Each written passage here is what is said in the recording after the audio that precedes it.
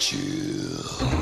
Hello there, gang, and welcome to Model Behaviour, the Earth's mightiest video podcast. So take off your pants, crack a beer, and let's talk about the nerdy news that you need to know about. It's the only news that matters. It's good news. And on today's show, Shakespeare gets body slammed, Superman is back, and we've all come down with a case of Quantumania.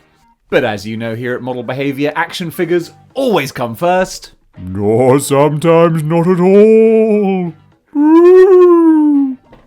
So let's talk about them. Kicking things off with Black Adam, the flavour of the month as far as superheroes go.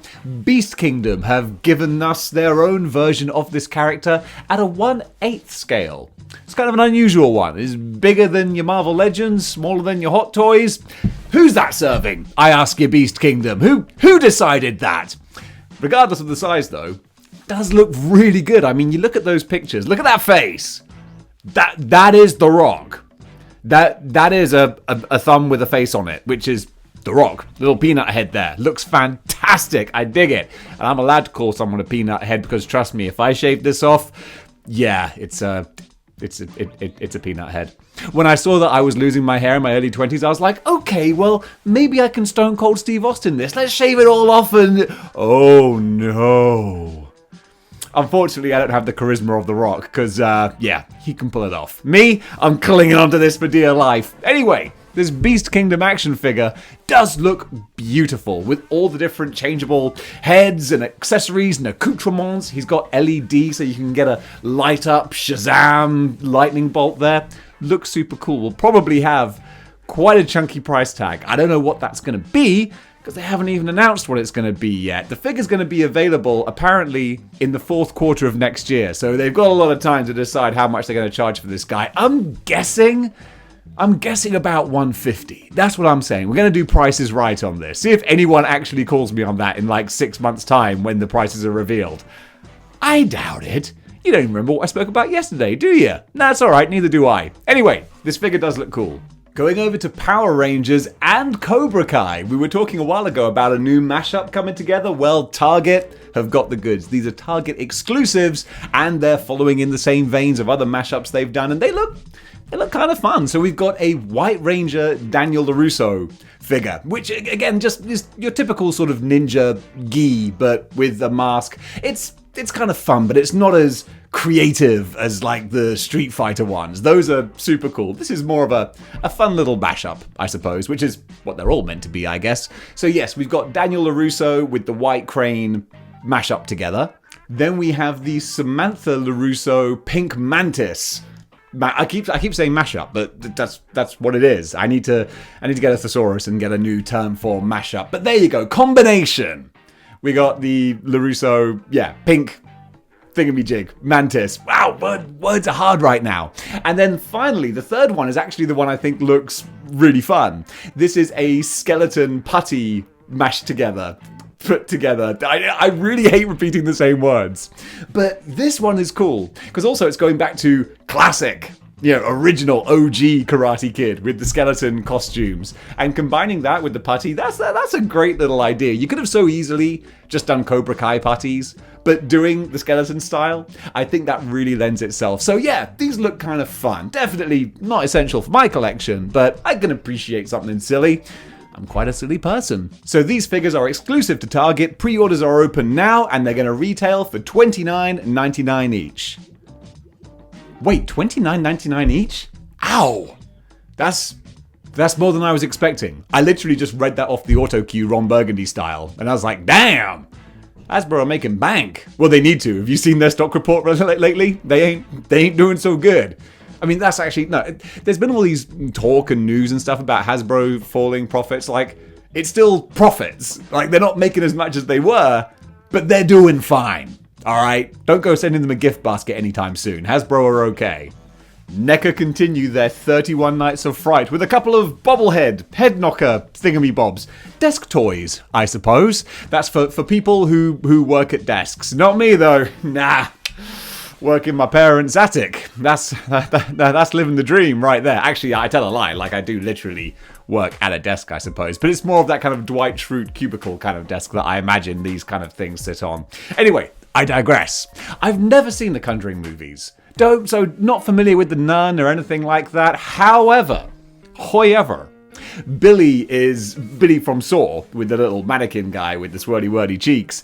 I'm a fan. I'm a big Saw fan. So it's kind of fun to see him immortalized in bobblehead form. So yeah, whichever horror icon floats your boat, you can get one for your desk. NECA are being super busy, alright? This is a bit of a NECA-centric episode. They are releasing a new version of their Defenders of the Earth Garax figure. Defenders of the Earth. Defenders. Man, that's some theme tunes from your childhood will just stick in your brain for the rest of your life, and I'm happy to have that one. I still remember like mystery and magic, spells and delusions, enemies crumble with fear and confusion. Mandrake. Yeah, oh, dude, I gotta go watch some more Defenders of the Earth. What are we talking about? Yes, that dude, Garax. So the new version, he's got like a cool like lenticular thing on his abdomen where you can see Ming's face. That's super fun. Apparently they've basically made this as 80s as possible. So he's got all these different replaceable arms and stuff as well. Looks super fun. I don't love Defenders of the Earth enough to buy the figures, besides a sneaky little Ming I got down there, because he's fantastic. He's really good. So yeah, there's a new Garax out there for you. And we're not done with NECA either. They have shown a teaser for their NECA Gargoyles. Of course, NECA are showing teasers for NECA. They're NECA. A little bit redundant in that wording. Macbeth, apparently. I'm not clued in enough with Gargoyles to look at this picture and go, oh, well, that's obviously Macbeth. I don't know. But people are saying, yes, Dave, that's Macbeth. And I Google imaged this guy, and he looks kind of like if Whistler wanted to take over from Blade. If Whistler raided Blade's wardrobe, he's like, I think I look pretty good in this trench coat myself. Then that's Macbeth. Funnily, not the only Macbeth reference on this episode. Stay tuned for more of that later. But yeah, more Gargoyles, that's never a bad thing. Even though I don't collect them, man, that's one of those figure lines where you have them too, where you think, I don't collect them, but if I got in on the ground floor back in the day, I probably would do, because they do just look stunning. Mattel have released a whole bunch of images of new WWE figures, going for some real old classic ones too. I'm going to rattle these off quite quickly, because there's a lot. Alright, so first of all, there's a 2-pack with Hulk Hogan and Terry Funk. That's really fun, because that's old school 80s wrestling, and I always thought it was so weird seeing Terry Funk in the WWF, because he's such a territories, NWA type person. It's like seeing Stan Hansen in WWF. It's like, these things don't go together. It's kind of cool, so I like that. And then there's a modern 2-pack championship thing, which comes with the belt, and Roman Reigns and Brock Lesnar. I think we've seen enough of Roman Reigns and Brock Lesnar fighting each other. I mean, I still like them, but we're done with that pairing, even in action figure form. And then we've got a whole bunch of single release figures. Let me rattle them off to you. So, first of all, we have the WWE Elite Collection Series 98, and these include Big E, Randy Orton, Finn Balor, Mandy Rose, Rick Boogs, and Farouk Assad. And then we have the WrestleMania Elite 2023 Wave 1, which include Macho Man Randy Savage, Dusty Rhodes, Hollywood Hulk Hogan, The Rock, and a Mean Gene Okerlund Build-A-Figure. Honestly, out of all of these, the one that I really, really love is, it's listed as Macho Man, but come on, we all know, that's the Macho King, yeah! That's peak, like 1989 Macho King Randy Savage, and I really love the look of that, with the glasses and the scepter and the crown. That's my Macho Man right there. So I was about to say, unironically, I dig it. But oh yeah, I dig it. Got a couple more pictures and some price information for the Monster Intergalactic 2-pack for the Beastie Boys. And I dig this. It's just some 1997 nostalgia right there. $50, not cheap. Again, it's one of those things I'm just going to look at on the shelf in some toy store and be like, wow, that does look cool. Do I want to spend $50 on it? Nah, mate, you're all right. I'll just go and Spotify the song, and that's all I need. Intergalactic, planetary, intergalactic. That's literally my best dance moves right there. You just saw it. Pretty shocking, I know. But yeah, this looks like a fun 2-pack. Super 7 are also giving us a mutagen reaction Raphael figure. This looks kind of cute and fun. Not much to say about it, but he's translucent. You know me. I love my gummy bear looking action figures. Hold them up to the light and it just looks so pretty. Although you probably won't get that effect so much because it's a reaction figure, so surely you're going to want to keep him in the card back. That's what you reaction people do, isn't it? Help me out. You 3.75 inch perverts. I know you're out there. You do keep them in the packets, don't you? Because what do you take them out? Like, no. Surely not. Comment below, let me know. I'm sure that's just defeating the whole purpose if you take them out and display them on your shelf, because then you're losing the whole effect. Yeah, let me know. But if you do take them out, then you'll need Jesus. And finally, for action figures, Nendroid have shown some images of their Chainsaw Man figure.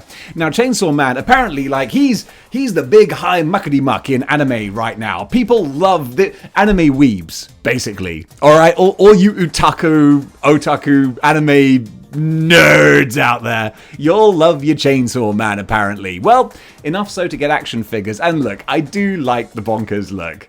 Crazy guy, chainsaw for a head. That's good fun. And I like the chibi Nendroid style. It's just kind of fun. I was talking about the Onion Knight a while ago and how that just kind of tickles me. So yeah, it looks kind of fun. $40, available for pre-order, and yeah, if you're an otaku weeb, then you live your best otaku weeb life. Go order this guy. Hey, what's up? It's me from the future. I'm about to talk about some DCEU stuff. And I don't think I spoil anything, but maybe I do. I don't know. If you don't know anything about anything, then just skip the whole movie section. Just play it safe. But if you do know stuff about stuff, like everyone on the internet, then keep on watching. But I don't want to be that guy who ruins stuff. So yeah, do a little skip ski if you don't want to know anything about anything. But you already do. And that does it for action figures, but now we got some film and TV news. And let me I love this jacket, but it's so hot. It really, really is. It looks cool, but it's not made of breathable material or anything. I'm sure this is highly flammable as well. Don't go near any naked flames with this. But if anyone's going to Comic-Con this weekend in London, look for the doofus in the Marvel jacket, because that'll be me. I'll see you there. So, movies and TV. Henry Cavill, alright? Black Adam spoilers. Have I just spoiled Black Adam by saying Henry Cavill and then saying Black Adam? You all know, come on. If you're watching this video, then you must have seen, the rest of the internet now. Okay, I'm gonna put a spoiler warning beforehand, but, seriously, just deal with it. Alright, come on. Can't really spoil Black Adam. I mean, what's that to spoil? Get out of here. Wow, I'm just lambasting people who are kind enough to watch the channel. Thanks for watching the channel.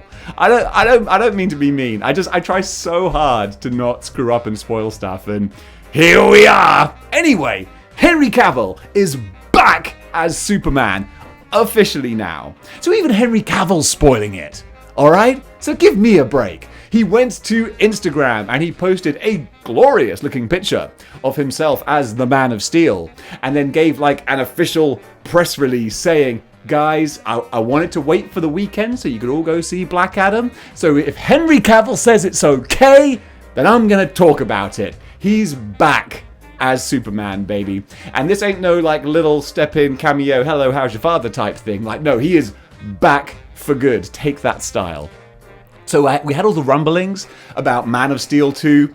Clearly that's going to be happening. So that's a big old thing. And I'm really hoping... the DCEU is such a trash fire with Warner Brothers at the moment. Even if a film gets made, is it going to get released? Maybe not. They might go, well, that's a tax write-off. Are we going to get The Flash released? Ezra Miller keeps on kidnapping people, so maybe not. Aquaman, I don't know. We got the lady who, I even forgot her name. She was anything we could always talk about, the Johnny Depp lady. Amber Heard. That's it. Haven't heard about her recently, no pun intended. So yeah, DCEU is a trash fire. God bless Henry Cavill for being a shining light of all that's good and awesome, just like Superman should be.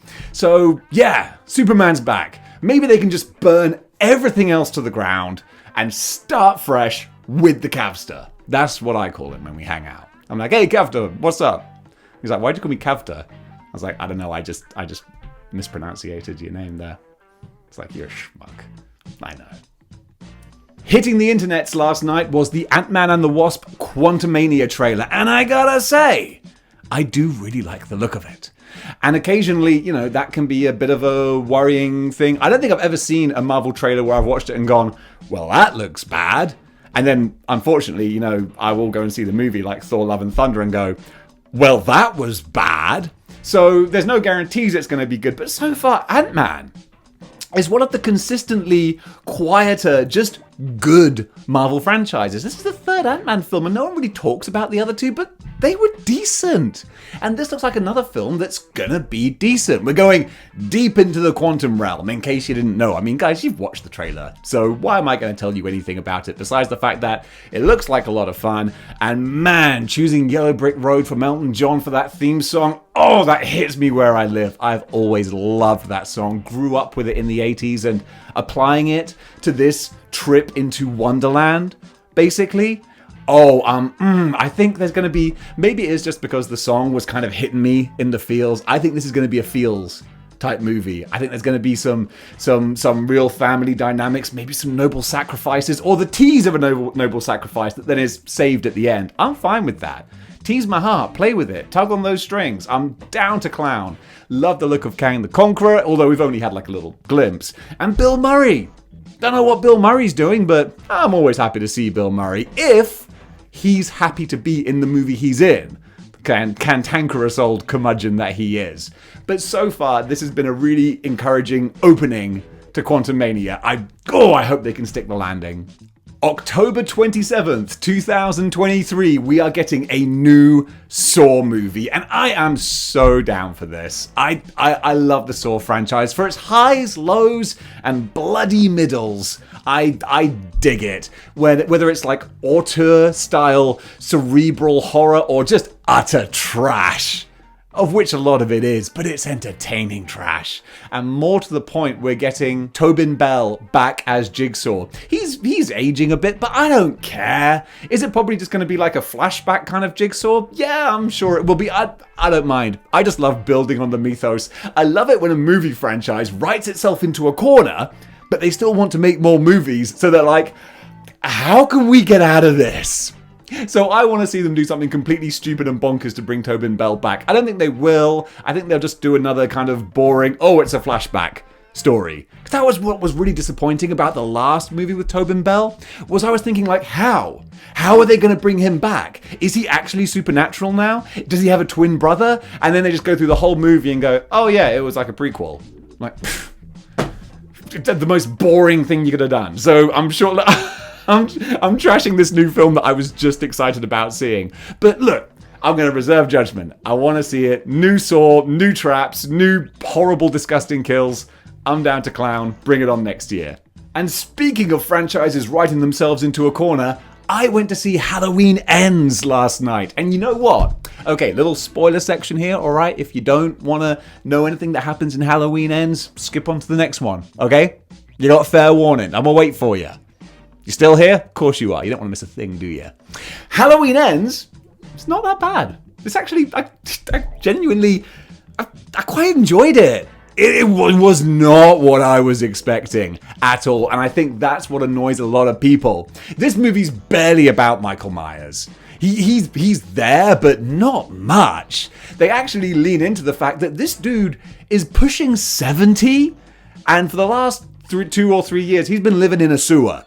Like he's pretty much out of commission now. And there's this new guy who is being driven by this town to become the new Michael Myers. Like something awful happened a couple of years ago, and now he's ostracized, and now he's kind of essentially being bullied by people into becoming this new serial killer. And I dig that. If you told me that they were gonna introduce a new Michael Myers, a new character, I'd be like, this ain't gonna work. You know what? I thought it worked. And the only disappointment I really have with the movie is they chickened out at the end. And I don't blame the writers or directors or anyone. I guarantee this was a studio executive. I'm sure that what the original vision was that this new guy kills Michael Myers, takes his mask, boom. new Michael Myers. But nah, they did the whole film with the whole setup towards that, and then it's like, oh no, actually, just hit the reset button. No, he's dead. Michael Myers is Michael Myers. And it's like, oh, you gutless. You cowards!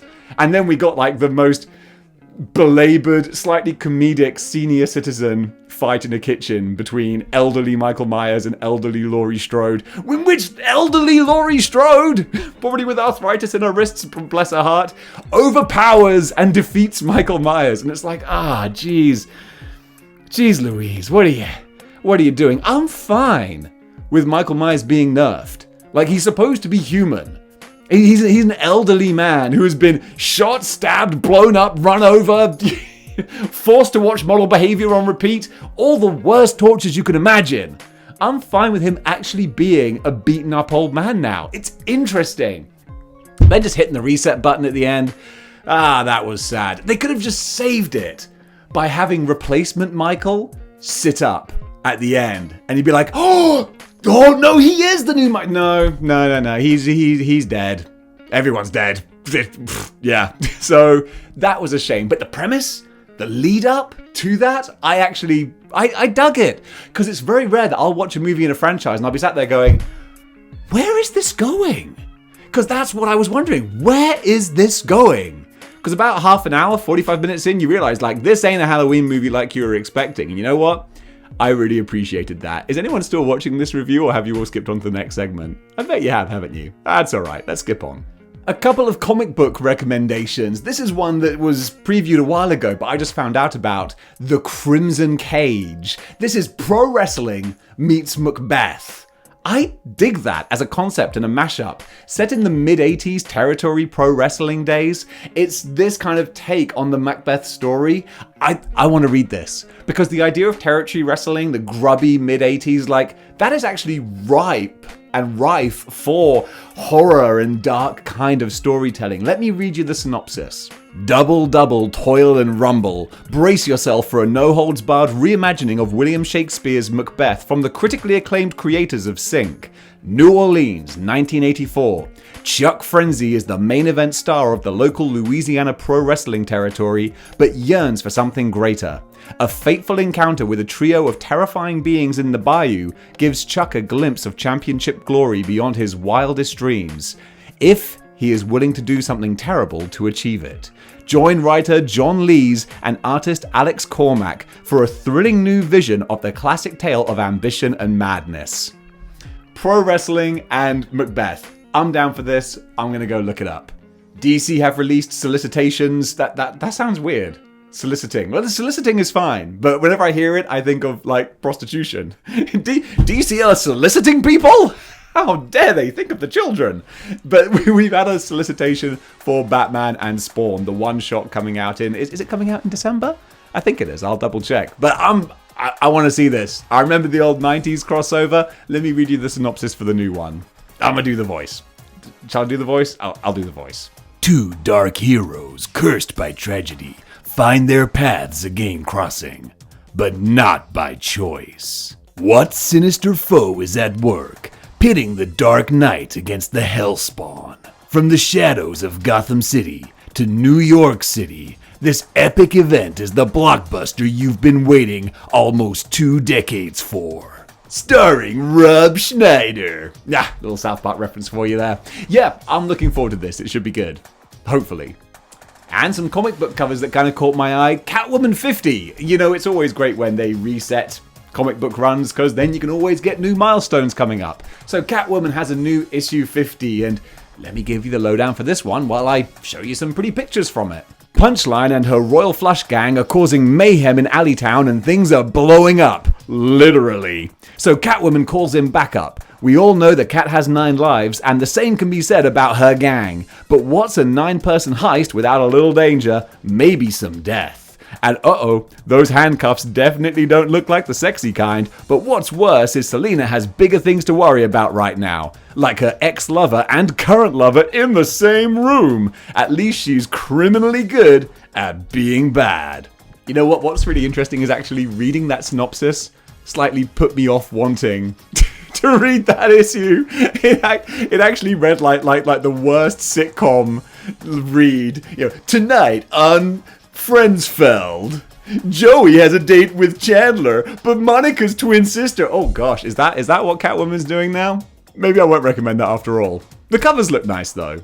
Over in video game news now, a side-scrolling beat-em-up that is very close to my heart, River City Girls is getting its sequel, and they've got a new trailer for one of the playable characters, Marion, and I just wanted to show it off because I love me some 2D pixel art, and I love me some side-scrolling beat-em-ups even more. This looks like a lot of fun. The first River City Girls had a really great, enjoyable play loop. Not quite Streets of Rage style of quality, but it was a really good time. And now that I've finished the Ninja Turtles game, which was, again, great fun. Really, really loved that. I want to scratch that side-scrolling beat-em-up itch. So River City Girls 2 with this new Marion character as well. Yeah, I'll definitely be getting that day of release, I think. Because honestly, for a commuting, pick-up-and-play kind of game, this looks like it'll be absolutely perfect. Sticking with video games, this is a kind of story I wouldn't normally cover, but it's interesting, and it is the talk of the video game industry at the moment. The voice actor for Bayonetta, Helena Taylor, recently took to Twitter saying that she is not going to be providing the voice in Bayonetta 3 because she said that the company lowballed her for her wage. Apparently, she said that she was only offered $4,000 to record the dialogue.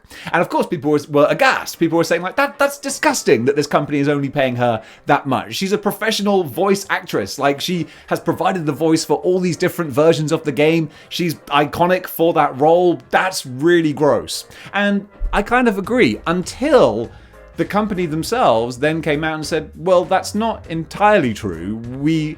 4,000 was for one session of multiple sessions that we were going to do. That was actually going to equate to about $15,000 for the voiceover session.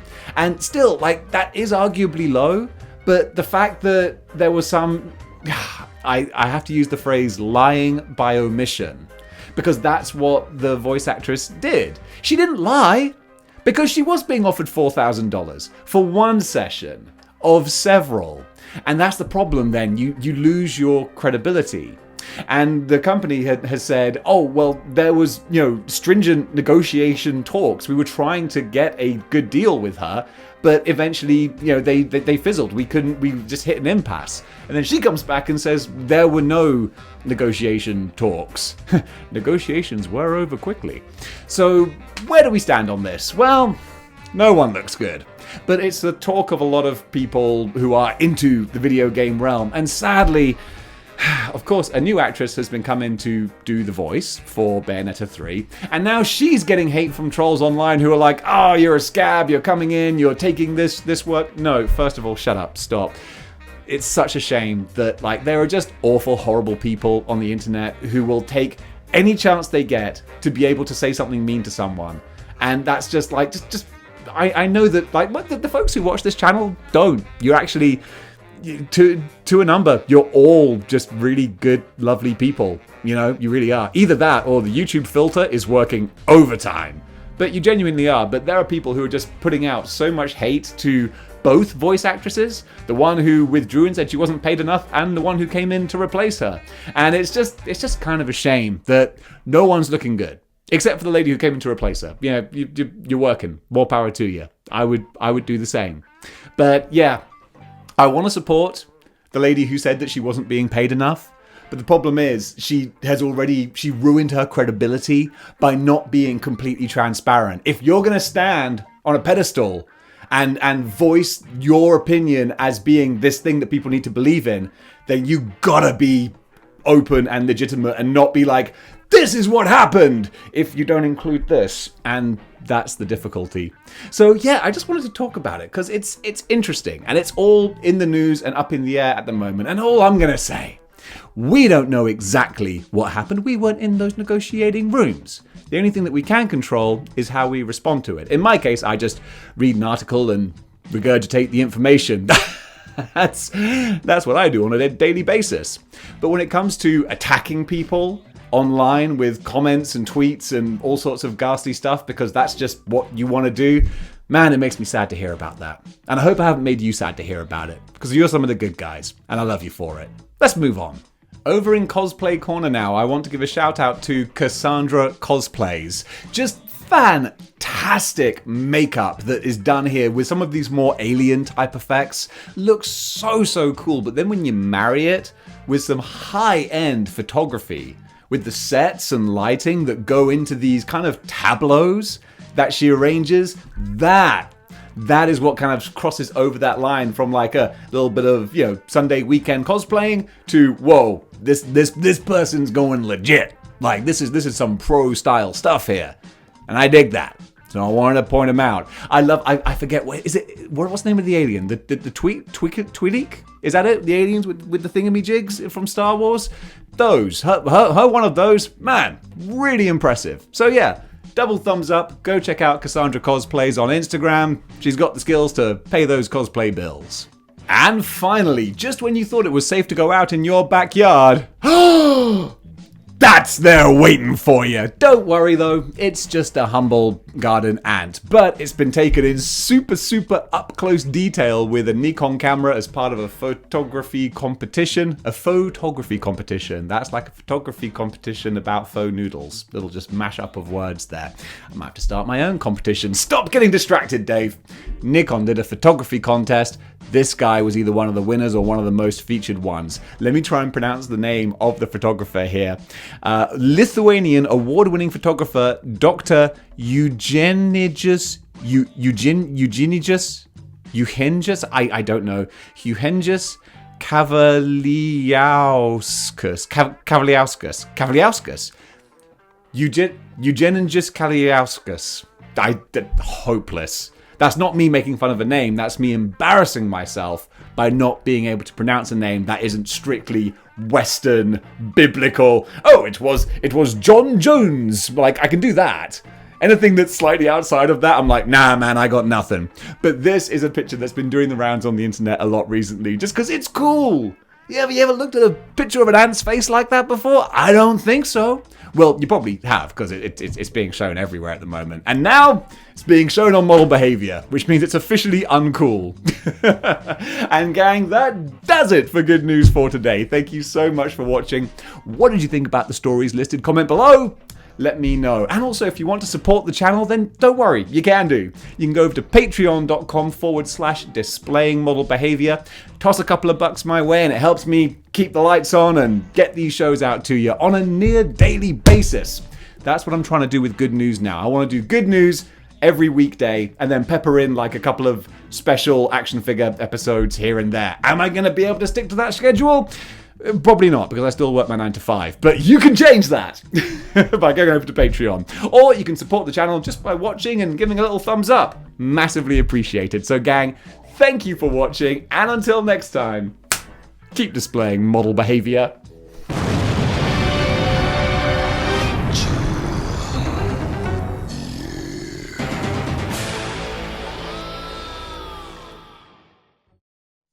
Hitting the internet yesterday was the Ant-Man and the Wasp Quantumanium trailer. No, I am going to do this one again. Cup of coffee. Big time.